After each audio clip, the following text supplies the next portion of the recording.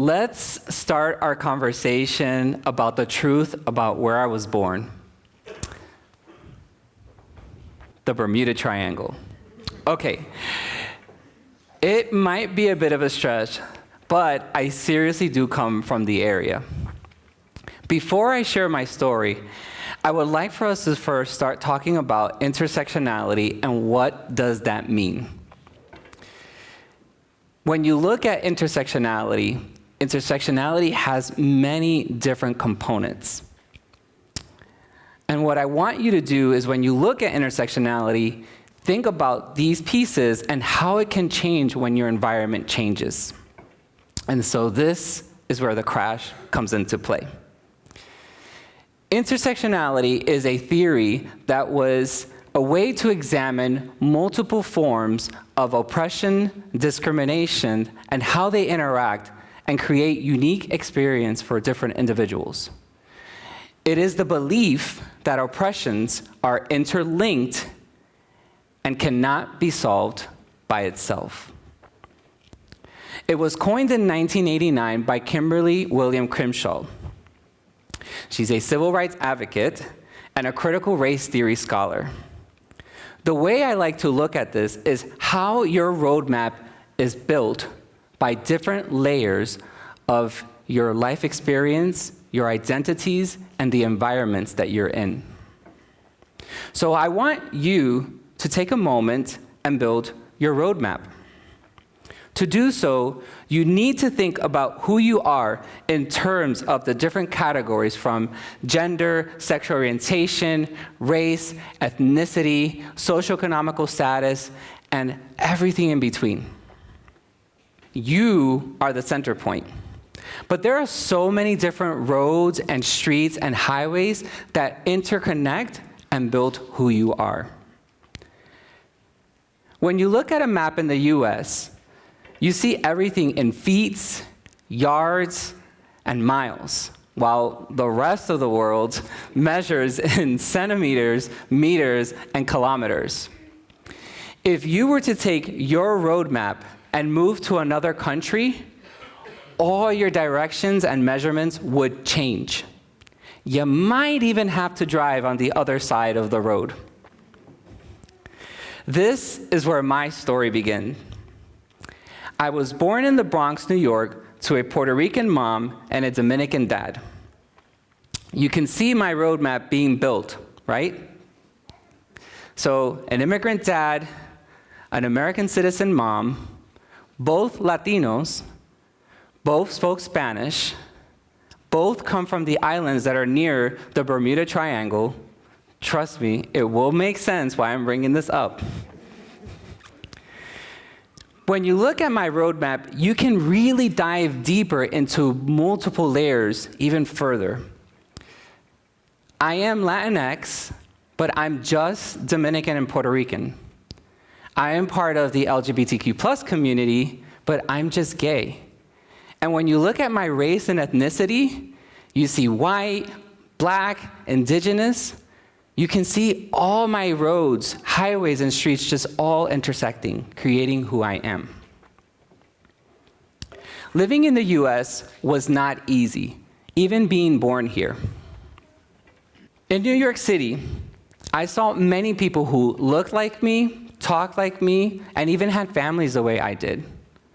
When I was 7, we moved to Florida, and that was where I had a lot of different questions about feeling if I belonged.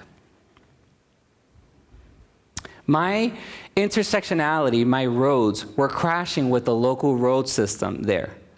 You would think that if we're using the same systems and you would move to a different location, right? Just another state, it would work out fine. That was not what happened. I remember even having my first encounter with some of the local kids who destroyed a treehouse that I had because I was a Latin American kid. And in all seriousness, they were actually trying to act like the KKK.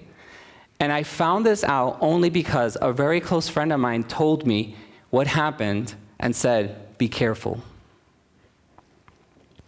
During my time in Florida, I really started to ask more questions about who we were, where do we come from, and I just wanted to understand, where do I belong?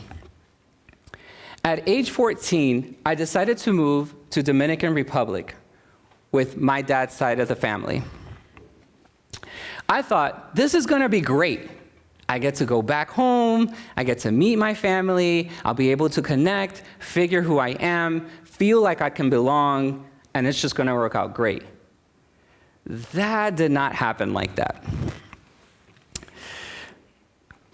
Growing up, I still didn't understand and didn't feel like I belonged. I was trying really hard to prove that I was Latinx and Dominican and to show that I was part of the community. They did not accept me at all. They saw me as an outsider only because I was born here in the US. The reason why was because I had the privilege of being able to leave the country whenever I wanted.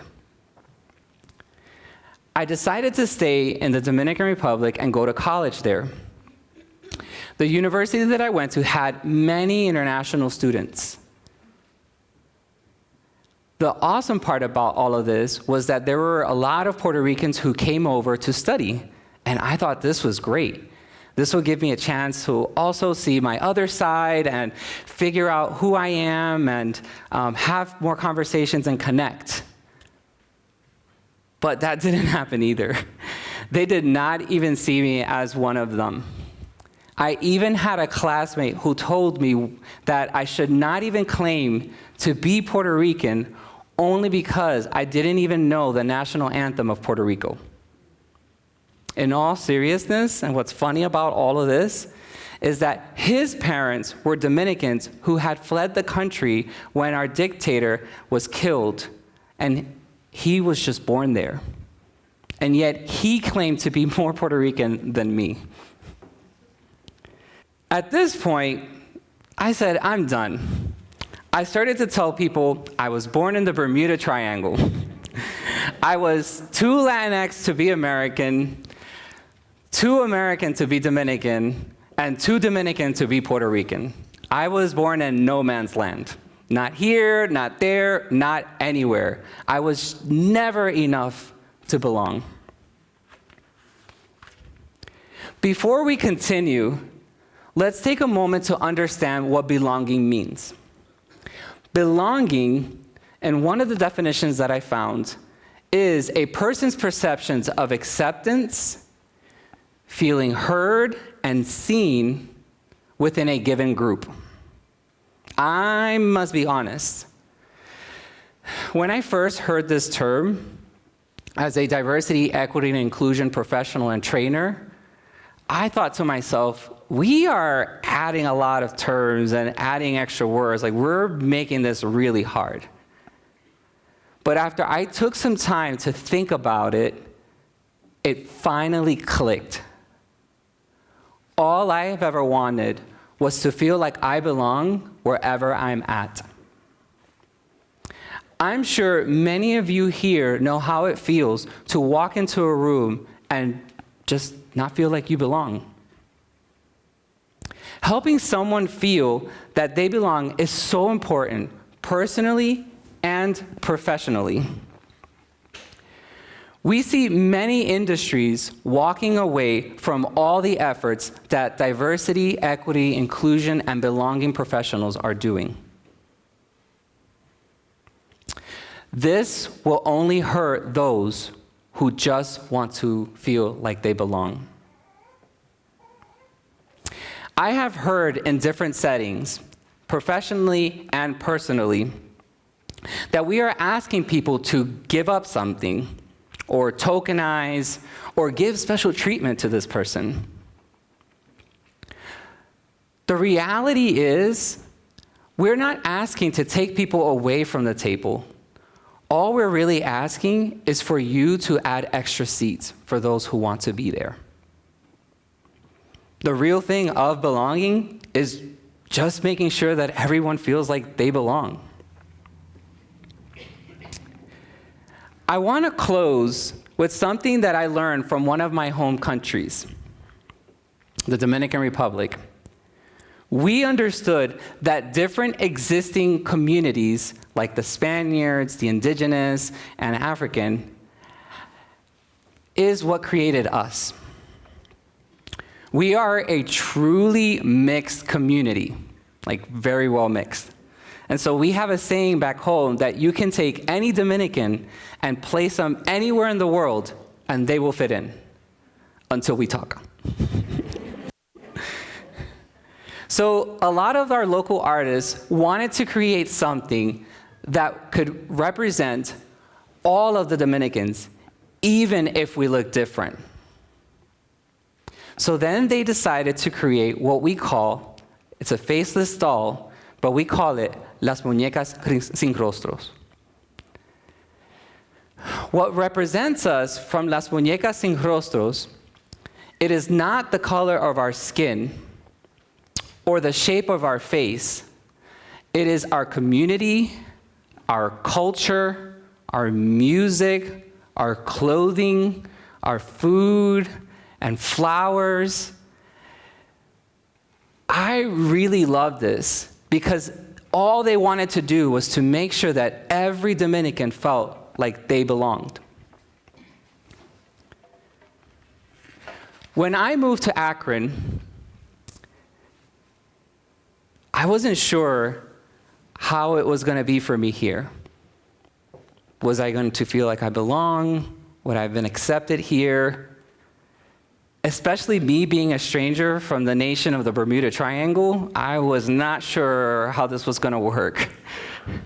But I have to say, this was the first time that I've actually felt like I belonged.